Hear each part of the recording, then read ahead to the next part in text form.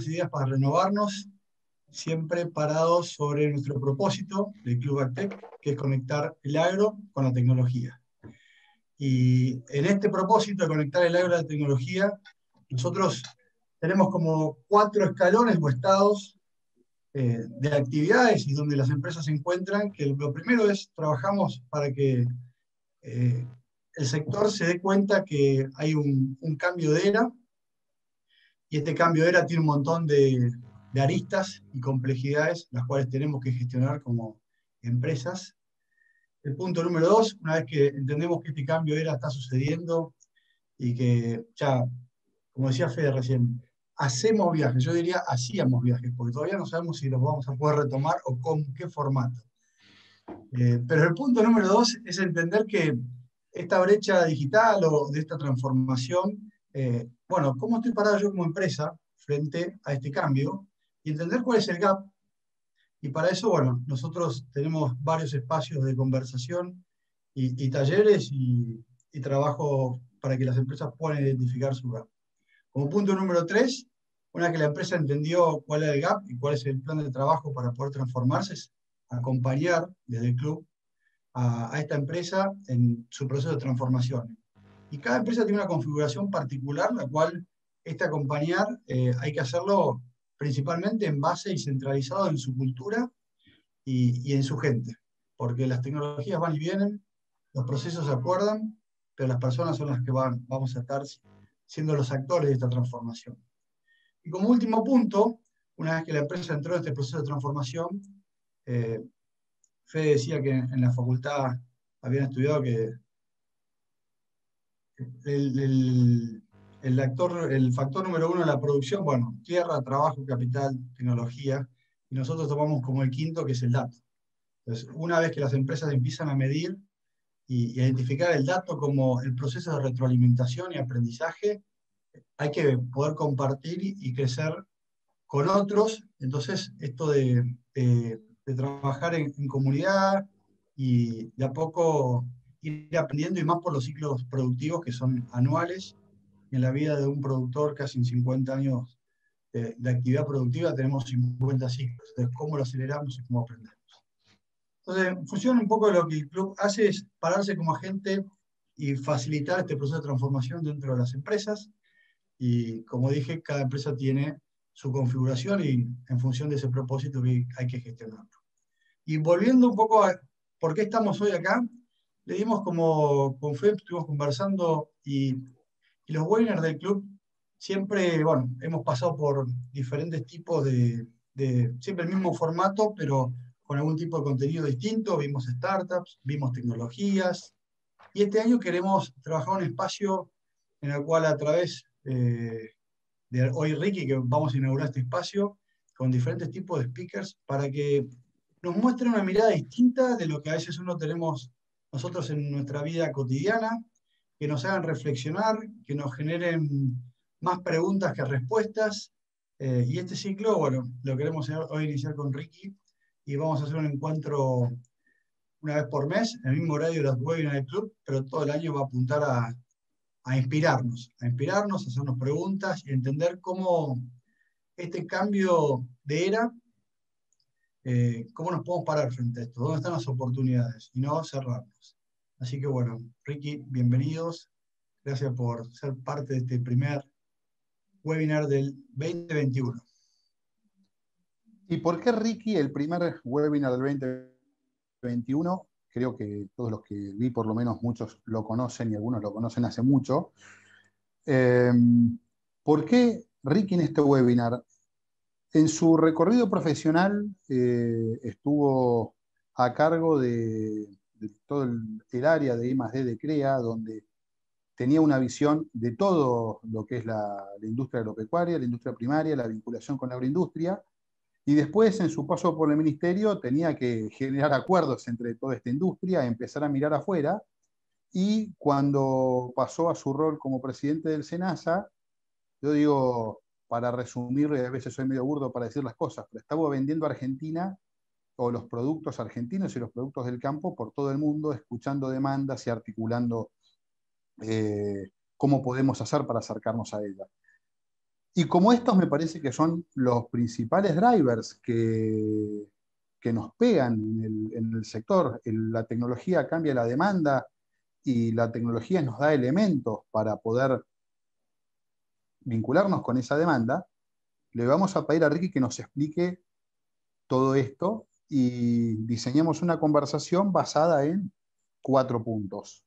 En la demanda global, qué es lo que está, cómo está, bueno, nos va a ordenar un poquito, cómo le afecta la innovación a esta demanda y a nuestro proceso, cómo debemos hacer para transformarnos los que estamos en el sector primario y esto cómo se traducirá en nuevos modelos de negocios y qué nuevas oportunidades hay. ¿Qué haces, Ricky? Buen día, gustazo de saludarte en este espacio. Hola Fede, hola Joaquín y hola a todos. La verdad que...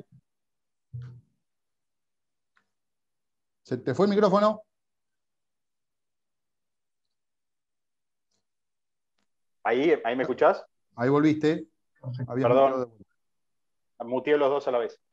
Bueno, muchas gracias por la invitación. Por suerte pude almorzar antes de venir. Tuve que salir rajando para tener señal, pero está bueno. A ver, desde mi mirada lo que voy a hacer es un aporte sobre eso. Mi idea es más o menos contarles un ratito lo que veo y después ir a las preguntas. De las preguntas esas que les contó Fede, también quiero solamente al principio un poquito mostrarles o contarles dónde la veo de corto plazo, porque me parece importante para ubicar después las cosas más divertidas y más trascendentes de largo plazo.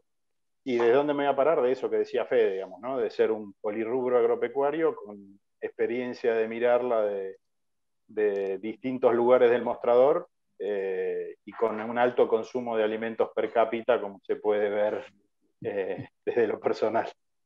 Así que para encarar un poco esto metodológicamente, pensaba cuáles son los factores, digamos, siendo con Pestal, digamos, cuáles son los factores políticos, económicos, sociales, legales y ambientales que impactan sobre nuestras cadenas, como para repasar y después sí meterme concreto en tus preguntas. A ver, ¿por qué arranqué por esto? Porque los factores políticos de corto plazo no podemos dejar de mirar que en una Argentina y en un mundo muy conmocionado por el tema de la pandemia, todos están haciendo cosas distintas, que van a ser distintas a las que van a hacer en 10 años, pero también son distintas a las que hacían hace 12 meses. Entonces, desde lo político, los subsidios al consumo, la intervención en nuestro país sobre los precios, sobre algunas cadenas, pero subsidios al consumo en distintos países está afectando la cadena de alimentos. En algunos lugares por subsidios, en otras partes de la cadena por suba de aranceles y sobreprotecciones de algunos productores en algunos lugares del mundo, y eso implica para nosotros que somos exportadores netos y grandes un aumento de los costos y un aumento de la dificultad de entrar en esos mercados. Y el concepto de seguridad alimentaria, que con una Argentina que perdió 10% del PIB, pero con muchos países que perdieron entre el 7 y el 8 y con un aumento de la pobreza, va a ser un tema que va a estar en la agenda política, les diría que por lo menos un par de años más, por efecto de la coyuntura actual. Cuando me saco un poquito del corto plazo y empiezo con un horizonte temporal un poquito más lejos, y en esto le digo entre 3 y 5 años, los factores económicos a tener en cuenta y cómo va cambiando. El COVID puso en la agenda una demanda sostenida de alimentos y incrementa sobre todo lo que tiene que ver con los alimentos, los criterios de seguridad y trazabilidad. El mundo de los alimentos también se va a ver de alguna manera enmarcado y torneado en términos mecánicos por la guerra comercial entre China y Estados Unidos y la puja por el liderazgo de los dos.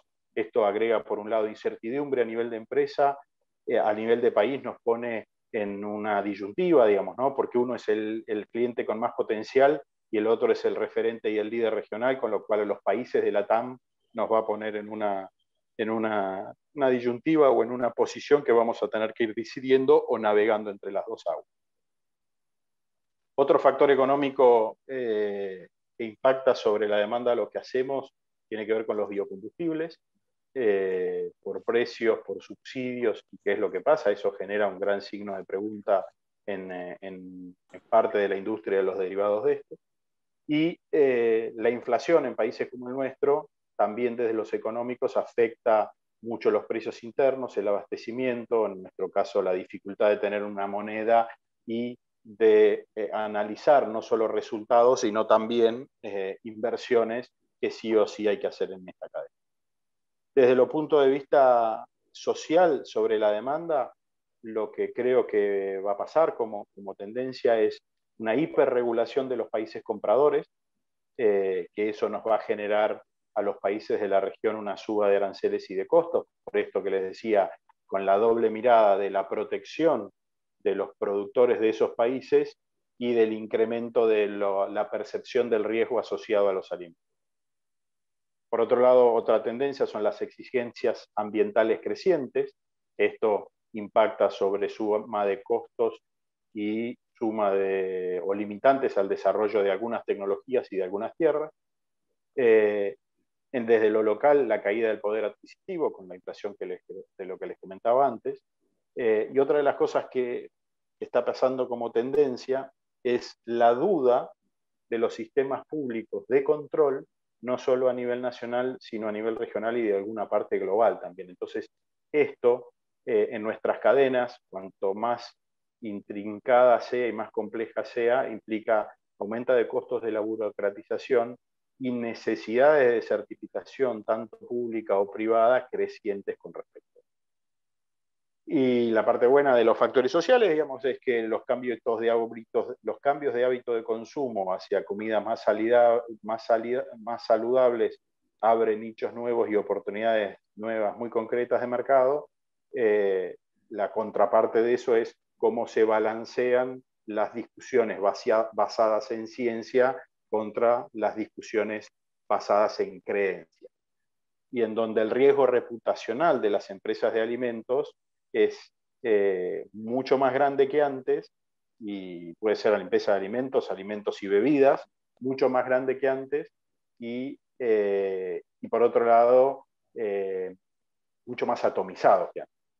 Los factores tecnológicos, para simplificarlo, pero después me voy a meter mucho más fuertes, básicamente tiene que ver con la transparencia, la trazabilidad y la ambientización, para ponerlo de alguna manera, de todo lo que hacemos en nuestros sistemas productivos.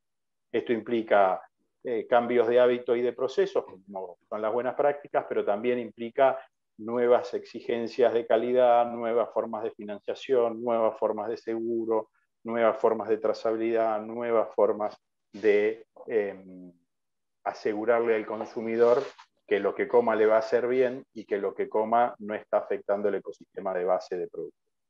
Y desde el punto de vista legal, me imagino para tener en cuenta restricciones, en nuestro caso provinciales, en otros casos nacionales, depende de los países de la región, con respecto a algunos usos de tecnologías, a algunos usos de suelos, a algunos usos de agua, algunas cuestiones que hace 50 años eran bienes que estaba clarísimo que eran bienes privados, hoy son más considerados como bienes públicos que bienes privados, por más que vos tengas un alambre, un predio y lo tengas debajo. Así que antes de tus preguntas, Fede, quería dar un poquito esta, no es una pantallada, pero es en qué marco tiene que jugar esta demanda. Para mí las tendencias de los próximos años tiene que ver básicamente con esto que le decía, más saludable, más confiable, más sostenible en términos ambientales, pero cada vez más segmentado también para llegar con productos diferentes, con precios diferentes y presentaciones diferentes a una segmentación de la población que las redes sociales y la tecnología hace que sea cada vez casi individual desde ese punto de vista. Para mí los drivers de esto tienen que... Sí. Antes de las preguntas, ¿es posible tomarte la cámara con el otro dispositivo? No sé cuál es cuál, pero veo que tenés dos cruzados. Si se puede, y si no, seguimos. ¿Qué querés que salga más lindo? Ayer. Claro, queremos ver a la demanda en acción. Pero pelo no me va a salir ni pedo. Mirá el pelado negro que está por ahí, el original. Yo soy la copia trucha. ¿Ahí está bien? Perfecto. Ahí está. Buenísimo. Ahí está, ahí está. Hola, papá. Buen día. Hola, Ricardo. Buen día.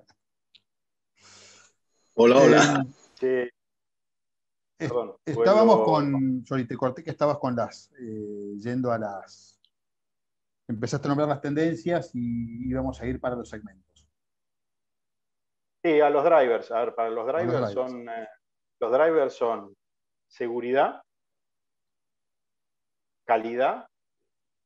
A ver, y si yo te digo seguridad y calidad van medio de la mano, dentro de calidad pongo inocuidad, ¿sí? Y después las otras características que tienen que ver con trazabilidad, que te da, es un atributo para la seguridad, para la calidad y para la inocuidad, y la trazabilidad no solo de dónde viene, sino del proceso productivo en el cual se origina, y que ese proceso productivo esté en toda la línea de producción, en toda la cadena agroindustrial, con los mismos criterios de seguridad, responsabilidad social, calidad y los temas ambientales. Entonces, a ver, hoy lo vemos en los productores, están hablando de buenas prácticas. Cuando pasas a la fase industrial con las buenas prácticas industriales, al consumidor lo que le importa es que esté todo alineado, ¿sí? Y que sea todo más o menos parecido. No le sirve de nada que uno tenga buenas prácticas al 100% y un eslabón dentro de la cadena de abastecimiento tenga una buena práctica al 30%. Necesita o todo el 100 o todo el 30%. Porque si no tiene todo el 100, no lo quiere, y si tiene uno que tiene en el 100 y un canal más adelante tiene el 30, el sobrecosto, la sobreinversión que implica tener del 100, no se la paga nadie, entonces tampoco es sustentable. Eso desde el Perfecto. punto de vista del producto y del encadenamiento productivo agroindustrial, ¿sí?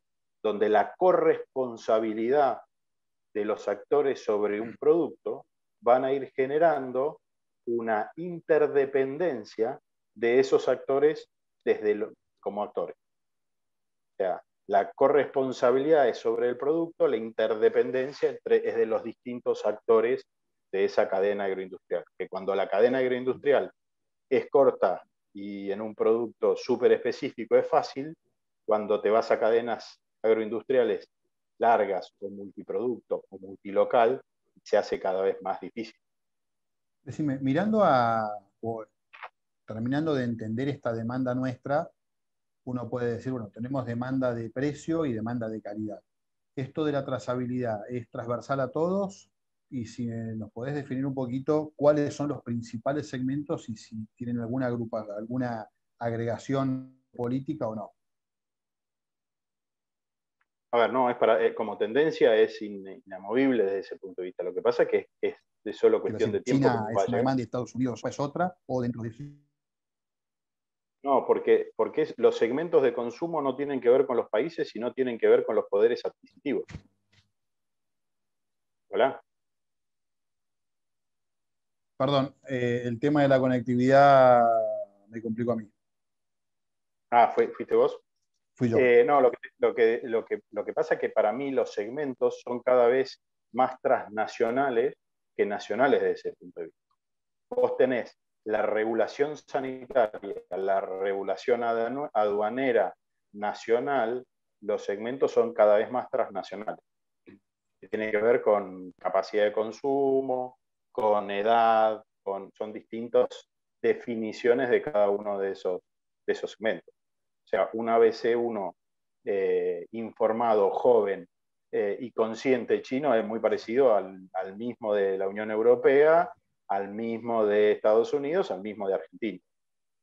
Pero tiene las tres características. Es ABC1 con todo lo que eso implica del consumo, tiene una edad promedio determinada que consume distinto tipo de información, distinto tipo de conocimiento y distinto tipo de concientización en su núcleo cercano, pero además está en todos los lugares del mundo distinto. Entonces, la segmentación se hace mucho más fácil para lo digital y realmente difícil para todo lo que tiene que ver con nuestros productos que se tocan son perecederos o no, y tienen cadenas intricadas con muchos actores, aunque sean dentro de la misma compañía, ¿no? Dentro de la compañía vos podés tener un producto que nunca haya cambiado de razón social, pero físicamente pasó por una cantidad de manos enorme y una cantidad de territorios. Esto Estoy haciendo complicada, Mayer. Es la más fácil la pregunta. no, te decía, ¿esta foto es para hoy o y a futuro No, es es lo mismo, tendencia. es el mismo escenario o esto está siendo dinámico y está cambiando? No, lo que va a cambiar son los modelos de negocio y los modelos de interacción. Lo que no va a cambiar es esa necesidad del individuo de sentirse seguro, protegido, confiado y sintiendo que personalmente no está haciendo una macana ni en términos ambientales ni sociales en el lugar de producción. Bien. Esa necesidad no cambia, se incrementa. Y se incrementa todavía mucho más en las generaciones más nuevas, donde además, por eso decía en la presentación o en la parte inicial, la separación y la discusión que se va a dar entre las creencias y las ciencias es importante porque en términos de negocio va a definir un montón de negocios. Fíjate lo que nos pasa con el COVID, ¿sí? Que es mortal, es grave, estamos todos concientizados y fíjate la cantidad de discusiones que hay entre ciencia y creencia. Y lo lento que es la ciencia, por más estímulos que tenga, para definir algunas cosas, porque en el proceso de desarrollo de conocimiento y prueba de cosas, no, hay procesos que son biológicos que no se pueden adelantar. Sí, y en esta demanda, y ahí en esta definición que hiciste de la demanda y de la evolución que va a tener, en paralelo viene toda una revolución de tecnologías, desde las digitales hasta las del foodtech. ¿Qué mirada tenés de estas tecnologías o de esta revolución? Primero, re divertido y muy interesante, ¿sí? Porque van a ser las tecnologías, son las que... A ver, la tecnología como si per se no cambia una cadena, ¿sí? No cambia una empresa, no cambia una persona. La tecnología lo que es el driver de un montón de cambios que vienen asociados a eso. Cuando tomamos las cadenas agroindustriales y la agroindustria a nivel global, la agroindustria es la primera industria en cuanto a la generación de empleo a nivel global, es la tercera en facturación a nivel global y es como la 30 o la 40, depende de qué consultora leas, en términos de los procesos de digitalización. Con lo cual, la agroindustria va a sufrir, depende de dónde lo ponga, digamos, ¿no? Si para mí no va a sufrir, digamos, los que se opongan van a sufrir, pero no la agroindustria. Un proceso fuertísimo de digitalización y de transformación digital en los próximos años. Y con eso hay dos opciones, digamos, ¿no? Uno que se resiste a ese proceso y otro que lo adopta más temprano. El riesgo de adoptarlo más temprano es cerrarle e invertir en cosas que no funcionan, pero el proceso para mí es otra tendencia igual que la que dice que el consumidor joven e informado quiere comer más saludable y con menos impacto ambiental, digamos. No tiene discusión. Y para mí dentro de esto no solamente tiene que ver con el food tech, ¿sí? No solamente tiene que ver con la innovación específica en un producto, sino lo que tiene que ver es cómo esa transformación digital transforma, valga la redundancia, cada una de las cadenas productivas y cadenas de valor con la menor cambio de la cultura de los actores. Porque también los actores de estas cadenas son distintos al promedio de los otros actores, ¿no? La transformación digital en los bancos es fundamental, pero la cultura interna de los bancos no es tan fuerte como la cultura de los agricultores en cada una de estas cadenas a nivel global, en donde la Argentina no escapa a la resistencia al cambio que hay en estas cadenas en otros lados. ¿Es menor? ¿Es distinta? Y decime en dónde y te digo, ¿cuánto menor? Un poquito. Pero no. A ver, los agricultores queremos seguir haciendo lo mismo, produciendo más o menos lo mismo, y de la mejor manera posible y más cómodo. Pero la calidad de vida y las cosas que hacemos no las queremos cambiar. Y para mí la transformación digital en esto es una gran oportunidad porque pueden cambiar los modelos de negocio sin cambiar el hecho fundamental que implica gestionar fotosíntesis. Yo veo la gestión de la fotosíntesis como el núcleo y la eficiencia más grande de toda cadena agroindustrial. Y a partir de ahí arranca el resto. Ahí vamos para allá. Ahora, siguiendo con esto de este segmento de la parte innovación, venís mirándolo, por lo menos hace 20 años, sé que los jueves a las 8 de la mañana te juntabas siempre con alguien que traía cosas nuevas, y tal vez de antes también.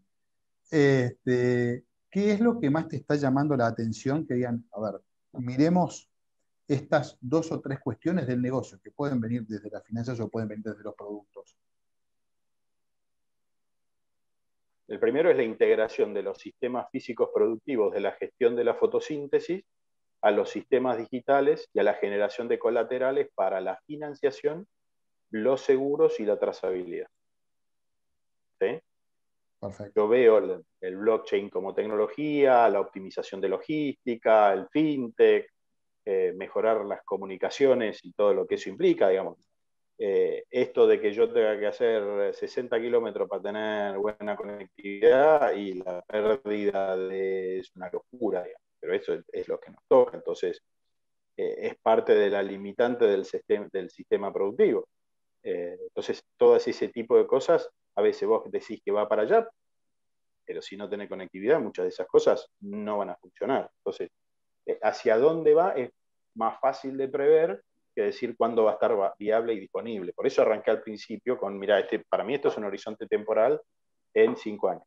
Y con la salvedad de lo político de corto, lo que pasó el año pasado y porque estamos en Argentina. Entonces, yo sé que a largo plazo va a ser totalmente distinto. Lo que pasa es que hay que ver cómo en tu esquema de toma de decisiones lo metes para ver si lo que estás haciendo es adelantándote o no.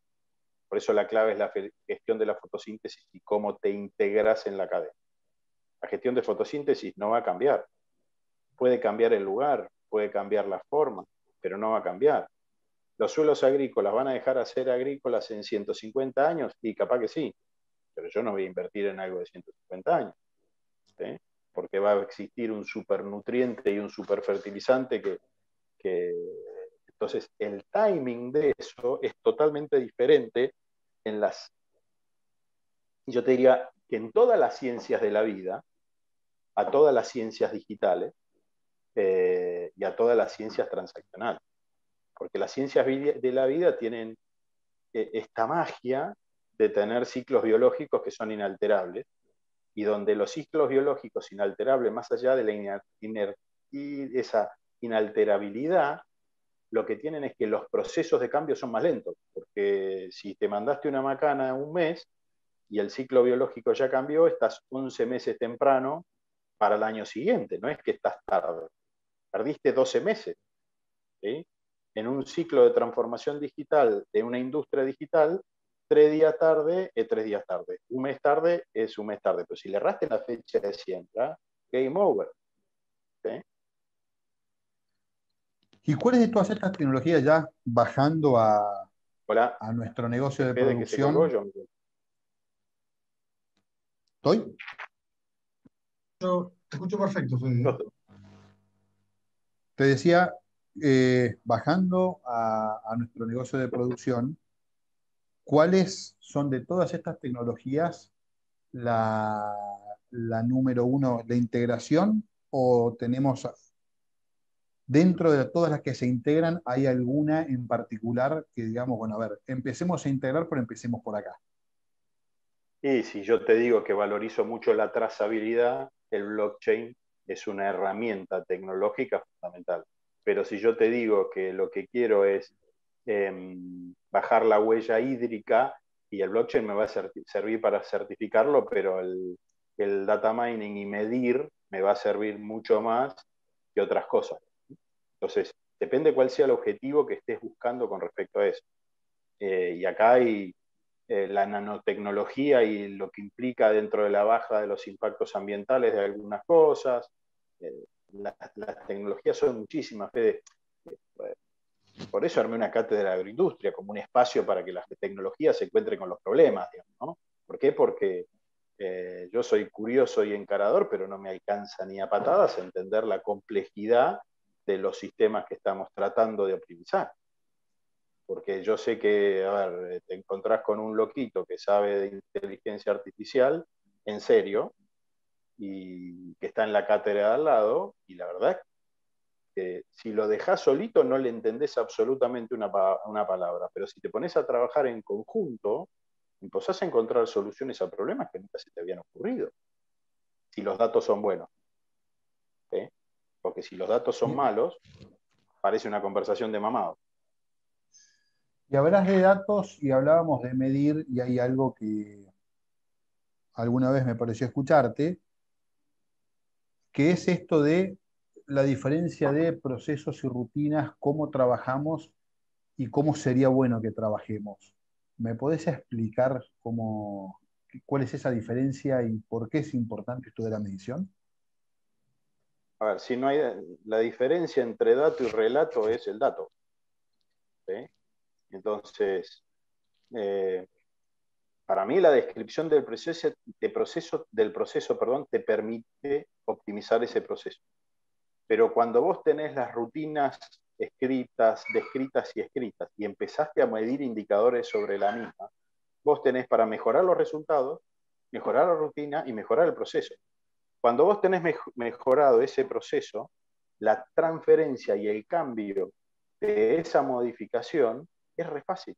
Y dejan de ser organizaciones de tradición oral para ser organizaciones mucho más efectivas en el campo.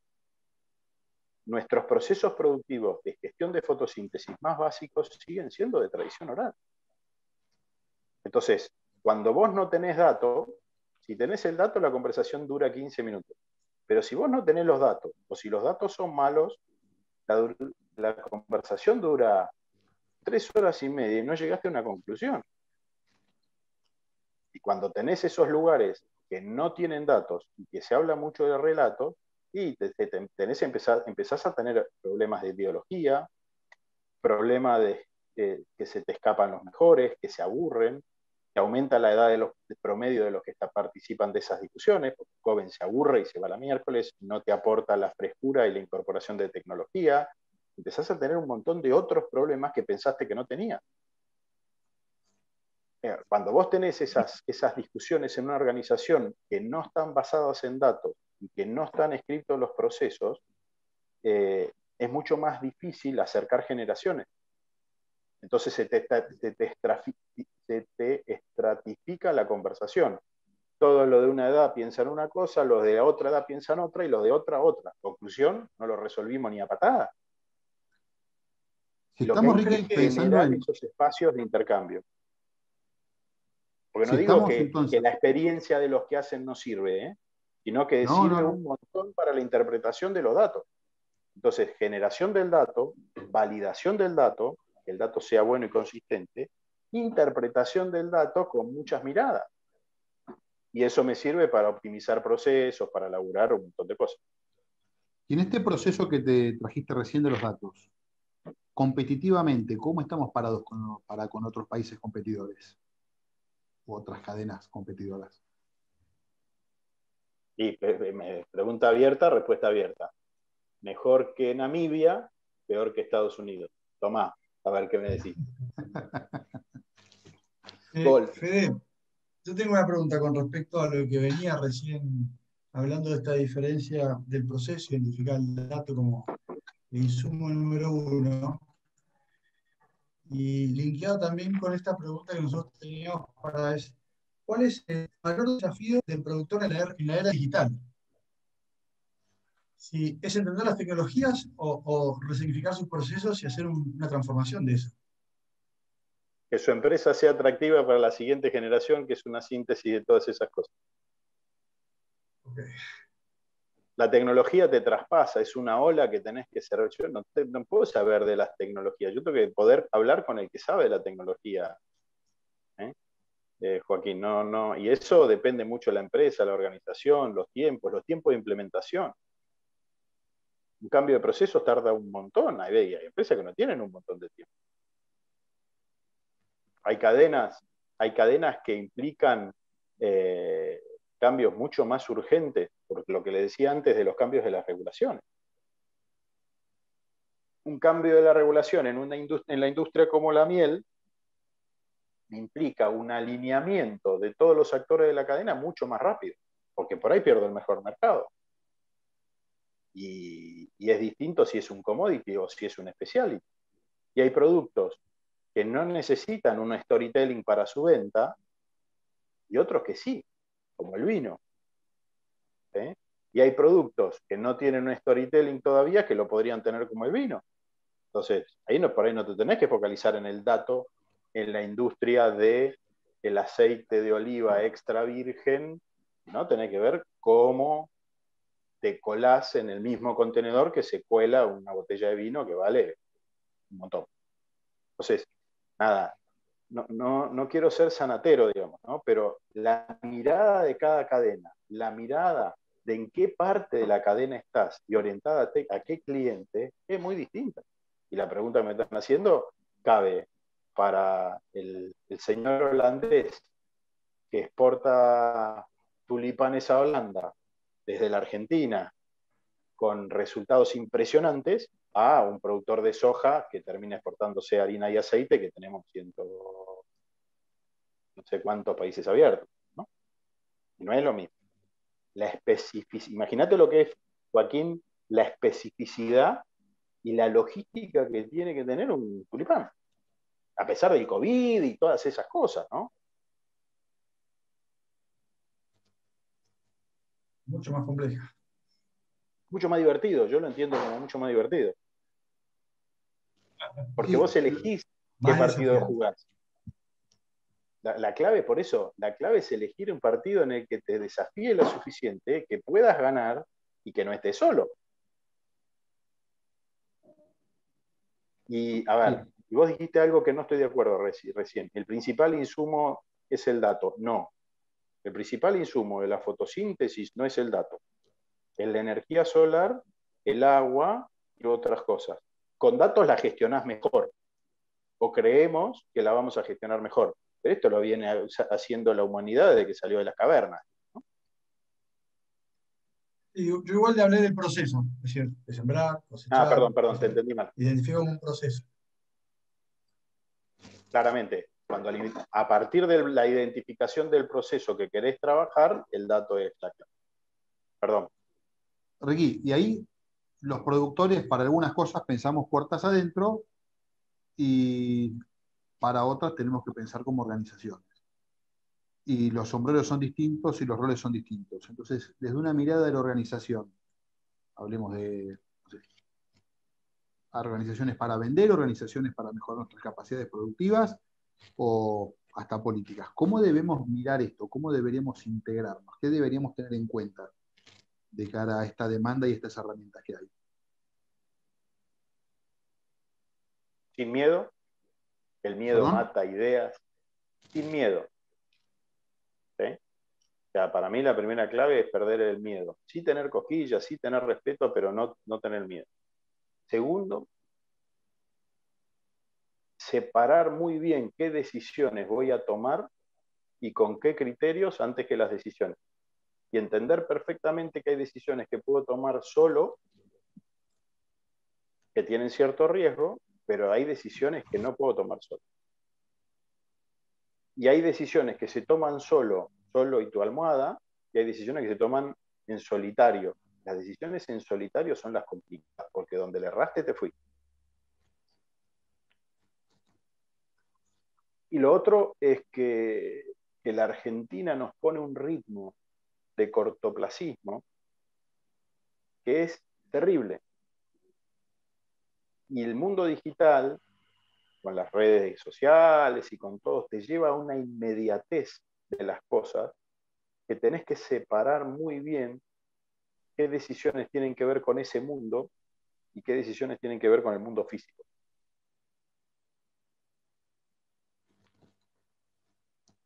Todo esto nos trae un montón de oportunidades. Vendemos mucho de materias primas. ¿Estoy o te quedaste frisado vos? Soy yo. Ahí está. A Te ver, la decía interacción que a ver, Fede, perdón. La clave es pensar la interacción entre el mundo físico y el mundo digital, en qué lugar, cuándo, y elegir esa interacción. Porque si no, una traspasa a la otra. ¿Sí? Y no es una cosa y otra. No es una cosa u otra, son las dos. Te decía, estamos acostumbrados a producir el bien que estamos produciendo hoy en día. Todos estos nuevos modelos de negocios que mencionamos un par de veces al principio de la conversación, ¿son solamente readecuación de piezas o también hay servicios que se pueden prestar, digo ecosistémicos, por una palabra que empieza a ponernos un poco más de moda? ¿Qué otras cosas podemos ofrecerle al mundo además de los productos? ¿Y bajo qué formas deberíamos ofrecerlos? Servicios asociados al conocimiento, porque en la gestión de fotosíntesis en escenarios adversos somos buenos. Bueno, es de locos que con la presión fiscal y los subsidios negativos que tenemos seguimos haciendo lo que hacemos, ¿no? Y bueno, una soja acá vale 300, hace 500 kilómetros cruzas un río y vale 500 y pico. Y sin embargo, a veces son más productivos que el otro. Parece demencial, pero es dato. Para mí son los productos, los servicios conexos y después qué cosas se pueden optimizar y gestionar desde acá para hacer ese tipo de cosas. Muy asociado a servicios. Y después lo otro pasa con lo que yo creo que también que va a ir pasando hacia adelante es el ser mucho más específico en el producto, no por la diferenciación del producto, sino por la forma de integración a la cadena y por la forma de tener los datos conexos para poder certificar de ese tipo de cosas. O sea, yo no me imagino una descomoditización de commodities en 5 años, pero en 10 años lo veo bastante más claro. Que vos vas a poder armar un batch. A ver, hoy estoy laburando en tokenización de leche, Fede, que vos me decías esto, ya que soy un tipo optimista, digamos, ¿no? Y hoy hay tipos que pueden tokenizar leche en Argentina y generar colaterales contra eso.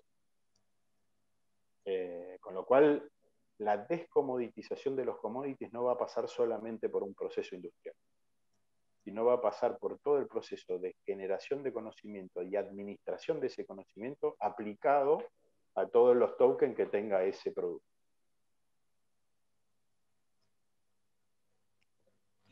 Me encantaría abrir el juego a más preguntas, a ver si alguno se quiere animar. No sé si, Joaco, si mientras tanto querés agregar alguna voz.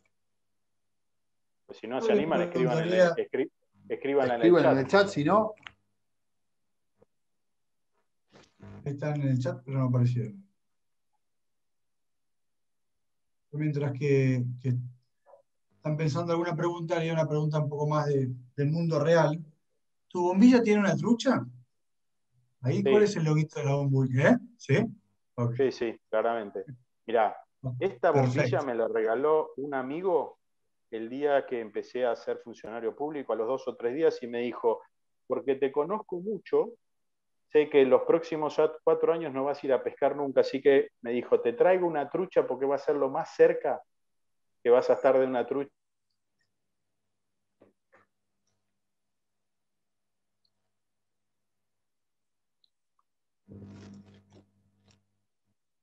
Quedó parado.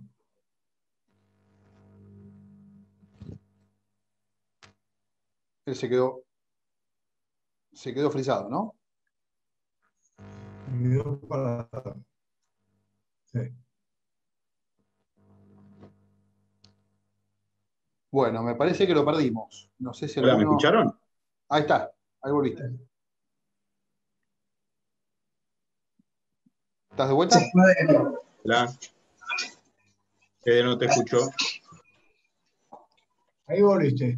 Ahí volviste. Bueno, se puso Escuchamos difícil. perfecto lo de la trucha. ¿Se escuchó? El cuento de la trucha quedó. No sé si hay alguien que esté levantando la mano.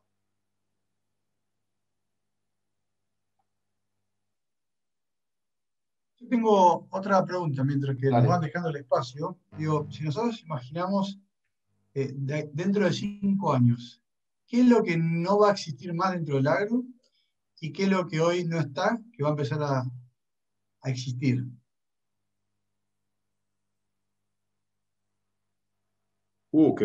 Pregunta difícil. A ver, la tasa de desaparición de cosas en el agro es muy bajo comparada con otras industrias. ¿Sí? ¿Qué cosas sí van a existir? Un nivel de contratos de producción completamente distinto a lo que tenemos hoy. Un nivel de acceso a la financiación, no sobre activos, sino sobre flujos totalmente distinto al que tenemos hoy. Una mirada de los contratos como colaterales por parte del fintech, si querés ponerlo de alguna manera, también distinto al que tenés hoy. ¿Qué me gustaría que desaparezca? Que es distinto a lo que después vaya a pasar, porque además siempre le como visco al mate, tiene que ver con niveles de informalidad y de productos fake asociados a las cadenas más que nada de alimentos.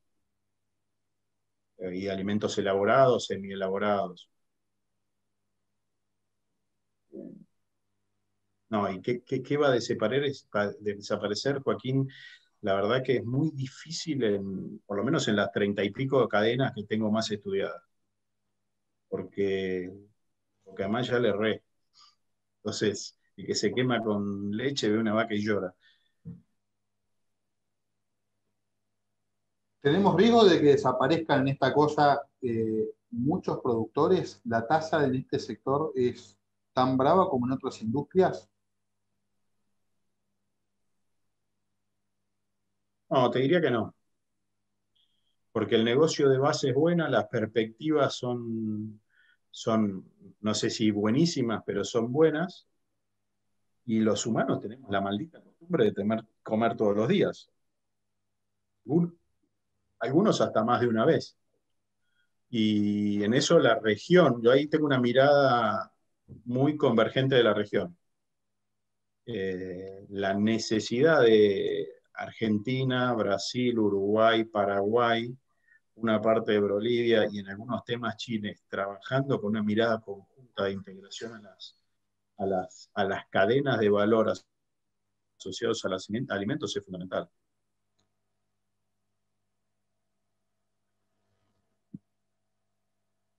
Y ese trabajo de cadenas se puede hacer, bueno, mucho de ese trabajo entiendo que influye mucho el Estado, y si a veces no es tan afín para algunas cosas, uno igual puede trabajar en las relaciones externas como privado, o sí requiere del Estado y a veces nos sirve de excusa para decir, y bueno, ¿qué querés si no me dejan? Adhiero la última. A ver, siempre es mucho más fácil echarle la culpa al otro, pero hay 1000 cosas para hacer en conjunto. Y la integración de las cadenas futuras es más transnacional. En el futuro es mucho más transnacional que nacional. A ver, desde lo malo, en 10 años, si una carne latinoamericana mata a un consumidor porque había algo mal, la mirada de ese segmento de consumidor va a ser exactamente la misma para todos los países de la región. Igual, ¿eh? Perfecto. Tengo una mano levantada, Sebastián Soneira, todo tuyo. Estás con el micrófono apagado.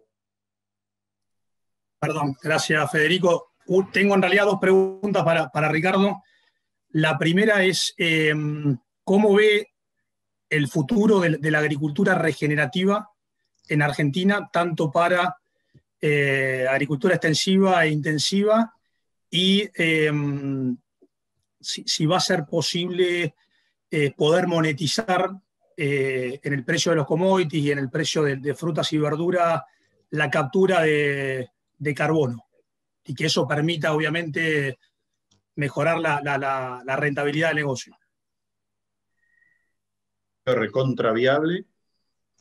Falta los procesos de certificación, ahí si querés son un poco más complejos. Para mí es una oportunidad fenomenal de la Argentina para eso y más allá de otros países, porque además parte de esos procesos de monetización son totalmente transnacionales.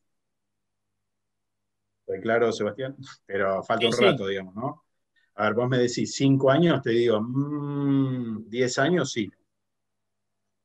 En el 2030 hay varios países que se comprometen a carbono neutro. Y 2 más 2 es 4 más menos algo, no es 7. La necesidad de carbono del sistema, sobre todo el sistema económico industrial, es bestial. Y el secuestro de carbono necesario no solo es agricultura extensiva, sino es muchas otras cosas. Está a la cabeza, ¿no? Claramente. Sí, está claro. Y en extensiva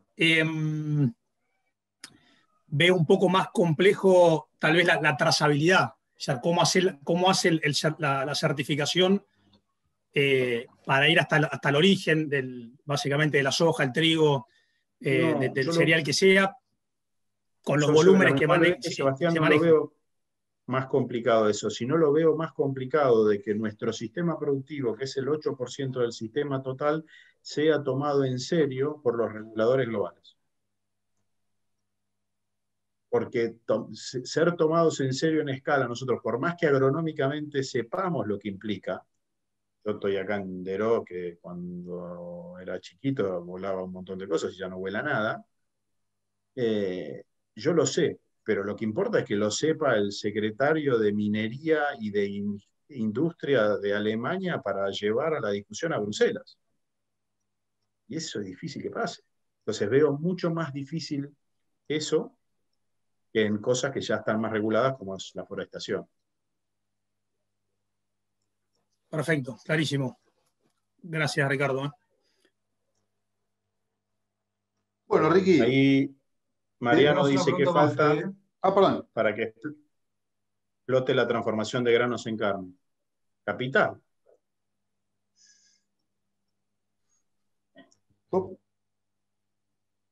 ¿Te muteaste? ¿Yo? No, dijo Sí. capital. No, Perdón. capital. A ver, capital, estabilidad, pero lo que tenemos es que tener muchas más cabezas. Y carne, yo no pienso solo en bovinas, sino en cerdos, en un montón de cosas. Tenemos un potencial enorme, pero desde hace un montón que tenemos un potencial enorme.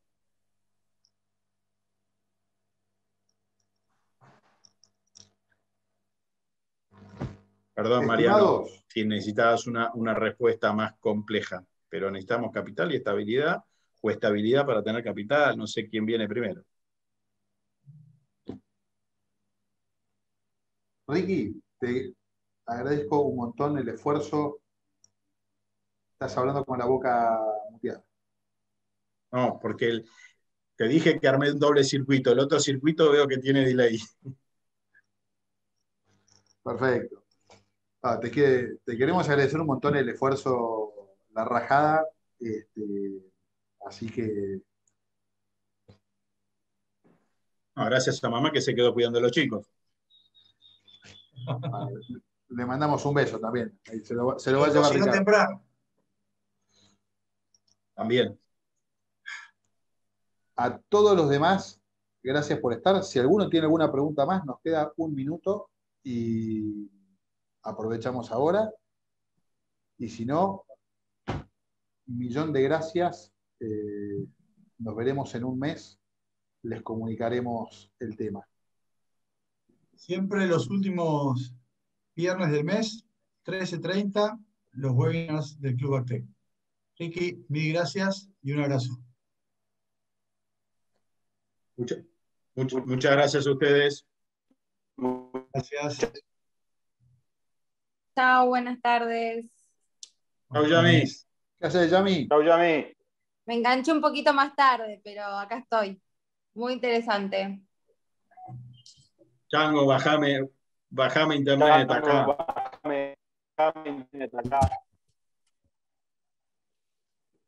Hola, Ide, mira. Hola, Ide. Grande. Hola, Rick. ¿Cómo andás? Muy bien. Me vine a la oficina Me de sorprende Carpel y porque Lorca. hasta ahora no te Peli, veía. puta. Qué bueno verte. ¿A dónde estás, Qué bueno Enderó? verte. Enderó. Enderó. Bueno. ¿Y Cecilia Un también? beso. No, Cecilia está Un beso. cuidando a los nietos, ya lo dijo. Pero se dijo que se había llevado. Chao, un beso, Ricky. Chao. Muy bueno. Muy Chao. bueno. La verdad que a mí me supera, ¿eh? Está muy A bueno. todos. Chao, Ricky. Sí, a mí también, ¿eh? Sí, a mí No también. digas nada. Gracias. No digas nada. Chao. Chao.